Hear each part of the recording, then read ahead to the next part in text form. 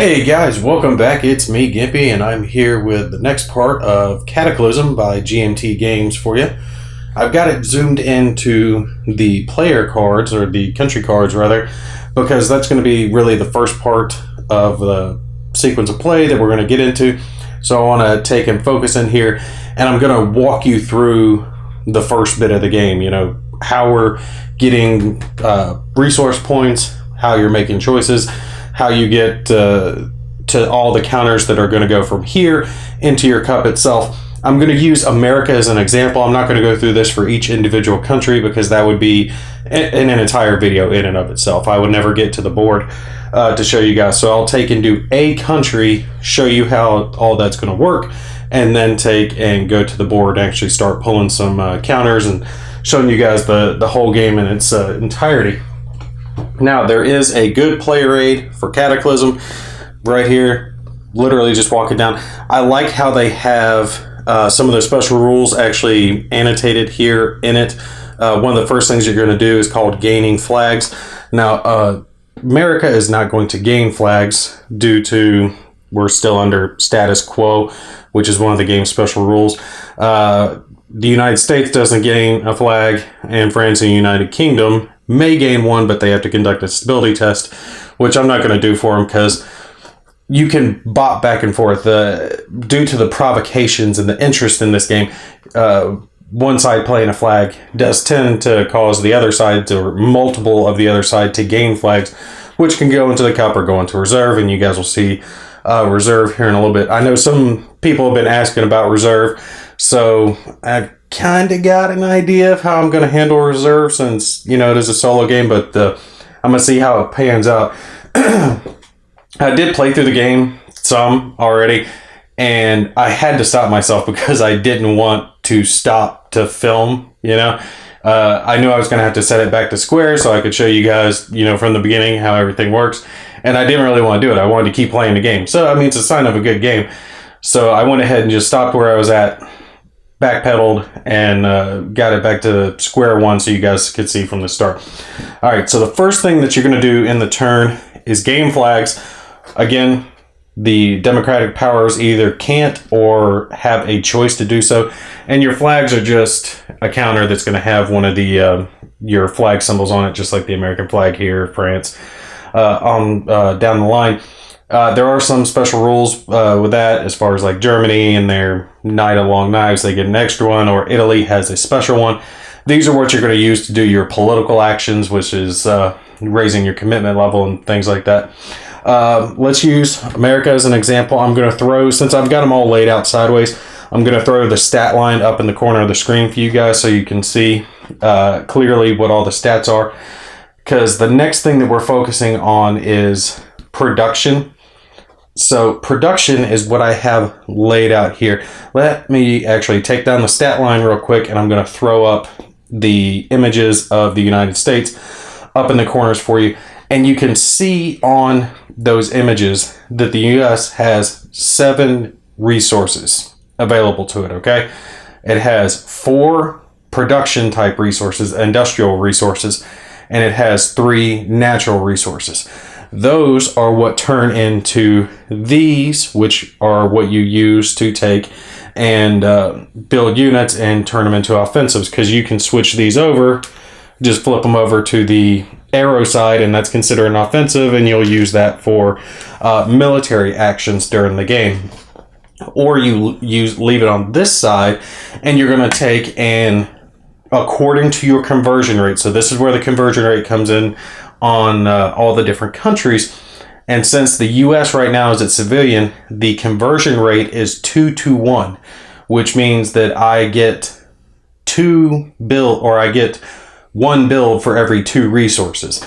So the more you get into your commitment, the better, because at their total war commitment, the U.S. gets 3 builds for every 1 resource. So it effectively doubles from where we're at right now. Now, you'll notice I have them in 2 separate stacks. That's because the industrial resources do provide military offensives as well. So that's during wartime. So you need to take, well, as this game calls it, if a country is belligerent. So if I use the word belligerent, it means the country is at war. Okay. The way I do it is I'll just split them out.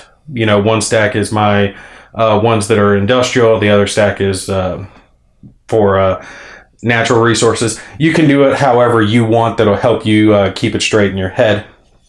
There is one other special rule that's going to come into play when it comes to the U.S. and their resources, and that is what's called the U.S. trade deal. And the neat thing is, I do like how they included these little cards here that have all the special rules for each of the different powers. So you got the blue one for the Democratic and gray and red for the others. And you see down here, it says U.S.-Japan trade deal. This little deal basically makes it to where the U.S. must transfer one of its industrial resources to Japan each phase until the U.S. is able to get rid of this.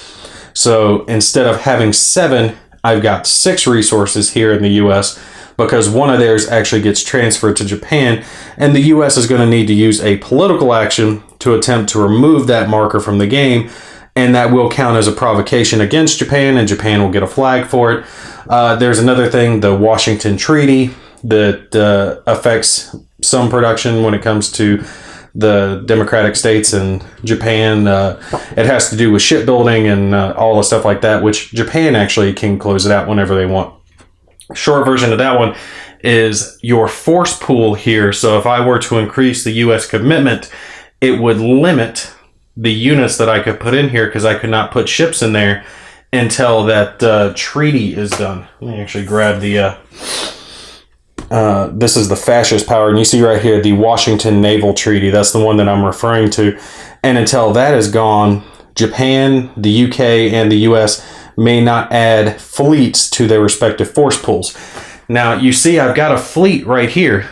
This doesn't mean that I can't build this fleet. I can build this fleet.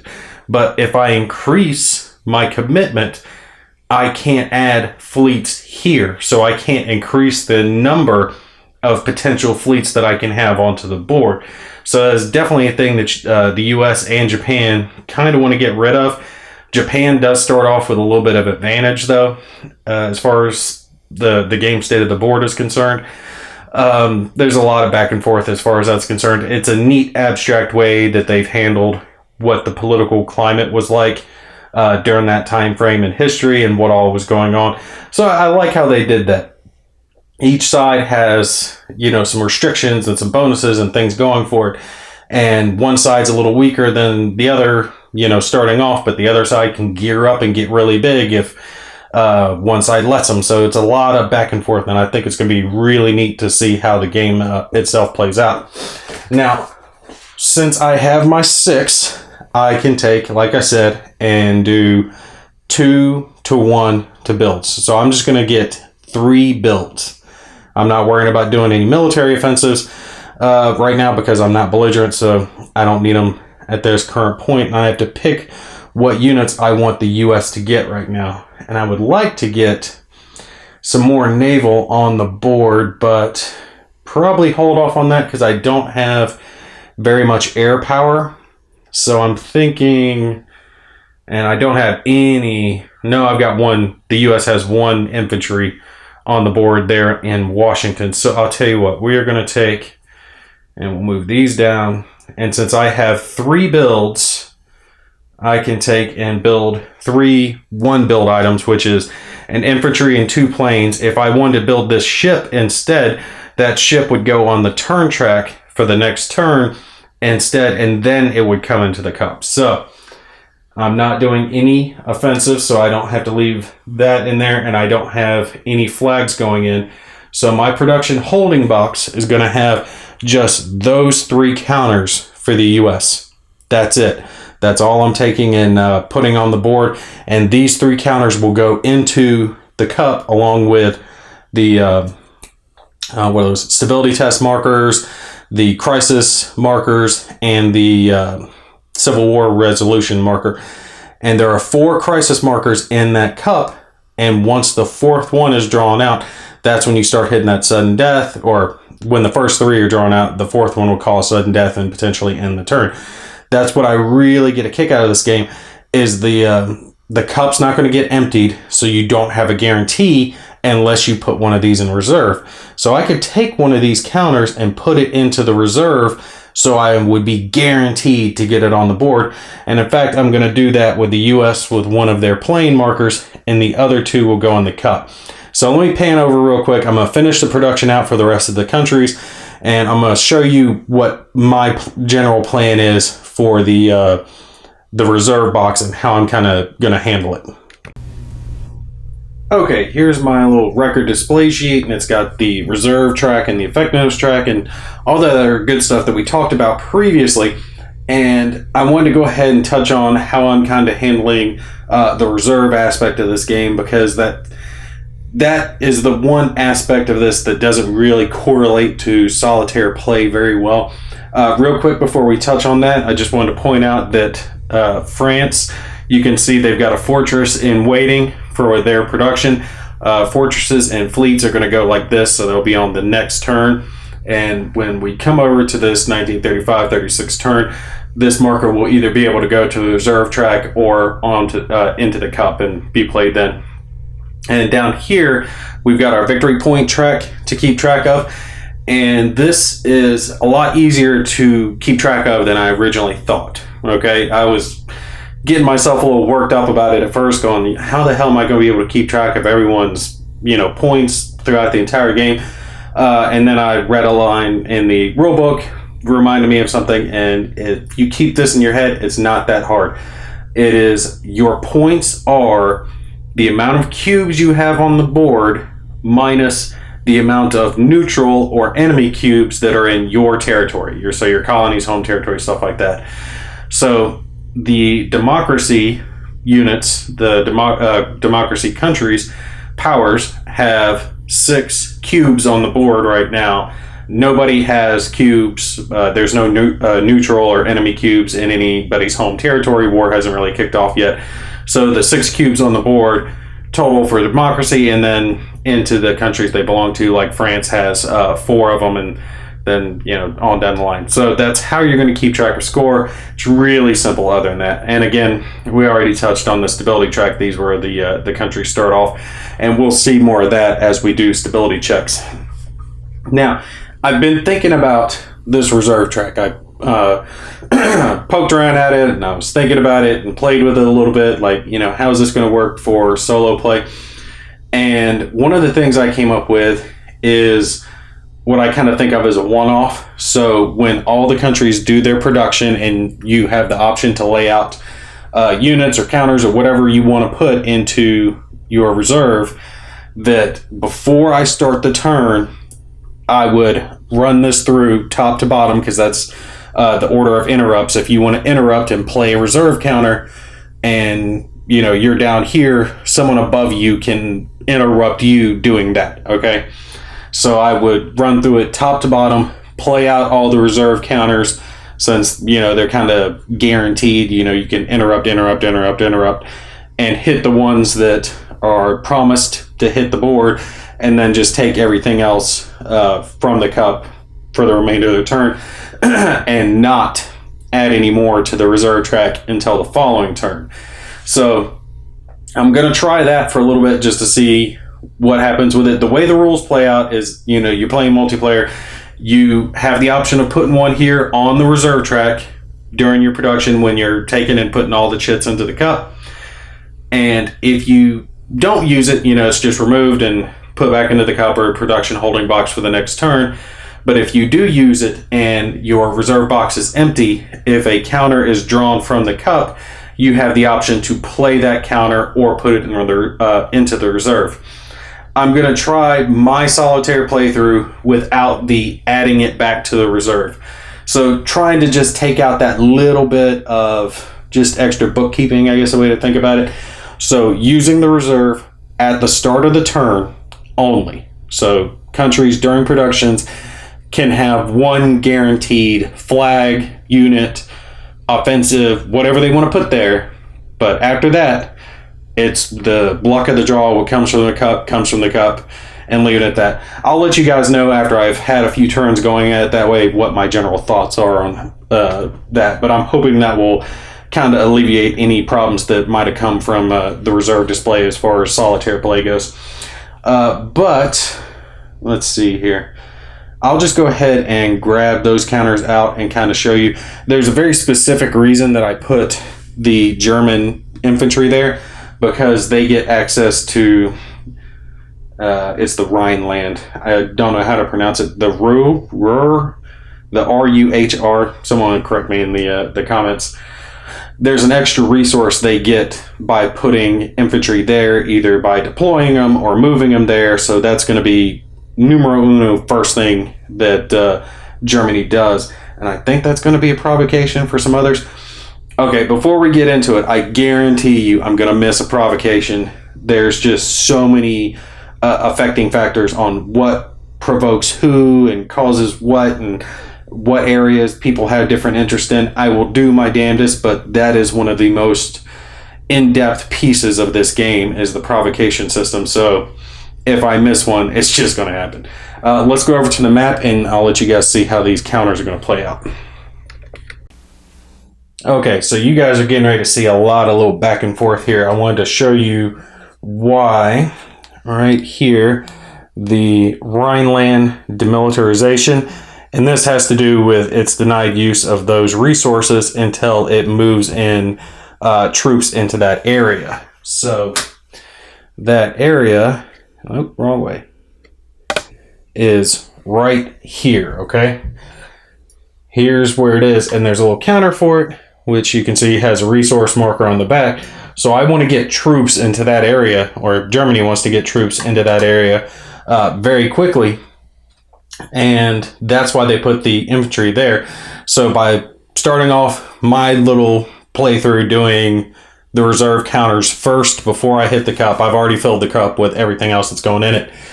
I will take and start Germany. So they're officially doing their first turn by taking and deploying a unit, and they can deploy it into any production area, so it doesn't matter with either one of these.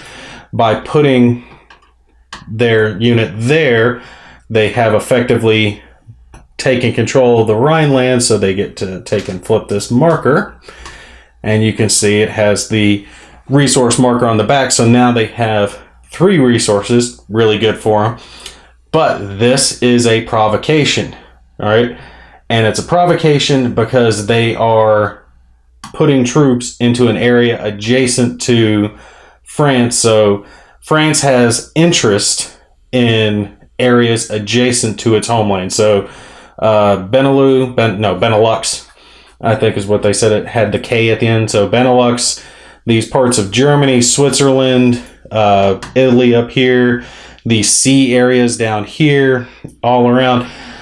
It just when you start adding in the areas that someone's going to have interest in, it's damn near the whole board, especially when alliances start forming, because not only do you have your interest, but you have the interest of your alliance.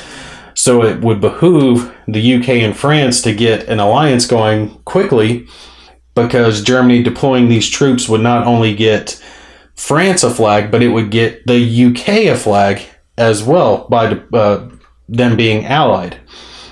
And that's how this gets to where it starts doing a whole lot of back and forth. Now, you are limited by the flags that you have. So the flags that come with the game, the amount of counters you have are it. If you are provoked and you are out of flags, they're all in the cup or on the reserve board, then no, you don't get to take and gain any extra flags or use a cube instead. You have the access to the flags that you have, period. So that there is a little thing right here. You see where it says interest, and it lists down all the different areas on the player aid. Every land or mixed area it controls, every land, sea, or air mixed adjacent to an area it controls, every land or mixed area across a single sea area from its home or colony areas. Okay, I think that's actually going to cause Britain to take and get a flag as well, because looking here, Britain's home area is here, and there's just one sea area. So if we're going one sea area across, then this would be one area across. So it would have interest in Denmark, the Rhineland, Benelux, France. Let me make sure. Provocation. Declares war. Okay. If you form or join an alliance, if you declare war, if you increase commitment, if it intervenes in an area where it has interest, declares operation against an area, performs a surprise attack, gains control through a number of different things. So they're intervening in that area. That's the thing. I know I'm going to confuse this at some point. It's the part of the game I really like, but it's also the part where I know I'm going to make some goofs on it. It's just the interest and the provocation and who has interest where. It's just going to take a lot of playing it and making sure I'm on point with it to ensure it. But I'm going to take and grab a flag for Britain and a flag for the UK right there. And those are going to go in my little cup. Try not to shake it around to bother you guys on the mic as far as that's concerned. So that is the first official turn of the game. Germany used its reserve counter to deploy a troop here, which provoked France and the UK because of the position of the area, it being one sea area across in the UK, it being adjacent to France. France, of course, is going to be upset about that. All right. Let's take and we'll just take and walk down, like I said, the rest of the reserve counter. So let's pan over to the next one, which is going to be Russia. Okay, I think I'm right on this, but it's to be determined right now. One of the units that the USSR was deploying is its air unit here from the reserve box. So it set it down here, deployed here, and then I was going to be moving it across the board over into the Pacific Theater area, but I forgot there is a delay box here, and when a unit enters a delay box, it has to stop and then do another move later. So basically it's getting held up here. Now there is a special thing that the Russians can do, which puts the Trans-Siberian Rail here that effectively removes that delay box, but it's not removed yet. So I believe that I am correct that the plane can't continue on, because I was looking up to see if that's just going to affect land units or if that does affect air units as well, and it just said units, so I'm going with it covers all of them as far as delay boxes are concerned. So that air unit is being held up. And let's take, actually I'm not going to worry about showing the rest of the deployments, because it was just the British and the US popping their units off the reserve board and onto the map. I am going to show you, though, Italy and what they've got going on with their reserve, because that's another special rule. Okay, so I'm playing the last of my counters that I placed into the reserve box, and it is the Italian offensive marker. And I know you're sitting there going, why am I playing that? Because, they're not at war with anyone. Who are they going to invade? And I'm doing that. I'll set this up here so you guys can see it. I'm doing that because they have this special rule here. There's a counter, what's it called? The Abyssinian Adventure. And by playing an offensive, they can take and flip this counter to its other side that grants a resource. And effectively, all you have to do is an effectiveness check. They get to roll 1 dice per offensive, and then I want to keep waiting to try to get rid of that thing and get a resource out of it. So I went ahead and I'm spending it. There's a 33% chance that the Italians will succeed. They need a 5 or 6, just like any other check, to take and do so and get a resource out of this, which will definitely help them out and get ready to gear up to go take out those dirty French, SOBs up over here. And they've already got some control going down over here. After that, though, most of the special rules we've kind of covered. It's just the few left over in the Pacific Theater. As far as the U.S. and Japan are concerned, there's a lot more going on for that, involving the Civil War and trade deals and all that other crap. But this will pretty much take over it so we can kind of get down to kicking ass here in Europe. So all I have to do for this special rule is roll 1 die since I'm only spending 1 offensive. That's unfortunately all I can muster up right now. And take and hope for a 5 or a 6. Probably won't get it, but if we get it, we'll take and flip that over, and Italy will have an extra resource going for it. So let's take and roll our die real quick and see what we get. You gotta be kidding me. Look at that. Right there, baby. Right there. They got it, so we'll take and flip this over to its Rome side. And place it there. And they do say that you get to place a cube on it. I'm not entirely sure what the purpose of the cube is, but I mean, I know what they are for other countries, but I don't know why placing one on your home country matters. But there we go. We got that covered. So we have taken out the last of that little special bit. This will go back to, let's pan back out here. This will go back out to my player board. So that's a spent counter. And now at this point, I've spent the entirety of my reserve track. So I'll just be drawing counters. Oh, and I did forget, that is a provocation against UK and France. So they get a couple more flags. Did I provoke anyone else? I did. Hold up. I knew I was forgetting some provocations here. By doing that, I provoked Germany. So Germany gets another flag. Okay. There we go. I almost forgot about that one.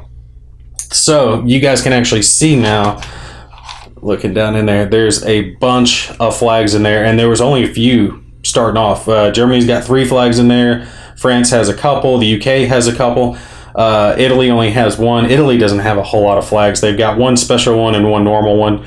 The US doesn't have any yet, but they might get some when Japan starts doing stuff. Japan has 1 in there. And then you can see those black ones are the crisis markers themselves. Do keep in mind, one thing that I goof on this game, especially when you're first learning it, is when you are doing your commitment, your stability checks, if your commitment is at civilian, you do not have to do a stability check. So let me grab one of these out to show you guys. One of these little things that says home front on it. So when you draw one of those, normally you have to take and do a stability check.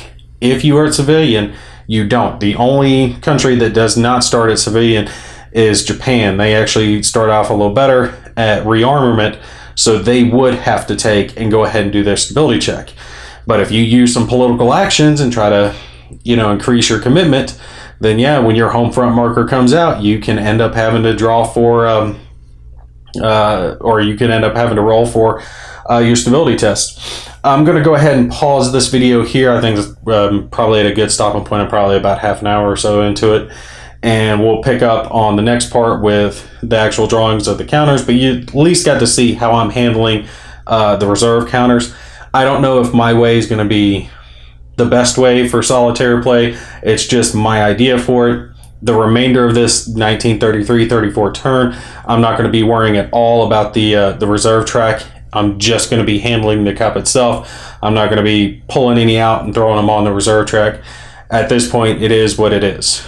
That way, it's like I said before, this way the reserve track does play a function, but it doesn't bog me down since I'm already playing so much of the game, doing it all by myself, that I'm having to worry about, well, okay, do I want to put this one on the reserve track, or do I want to play it? It might not work out, because there is a function to, pulling a counter and holding it for a little bit to, have a more advantageous chance to use it later.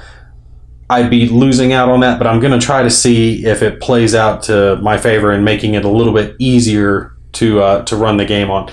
But like I said, all right, we're going to take and chop it here, and we will pick up on the next part with drawing the counters out and see what happens here and in the Pacific Theater. You guys take care. I'll see you in the next one.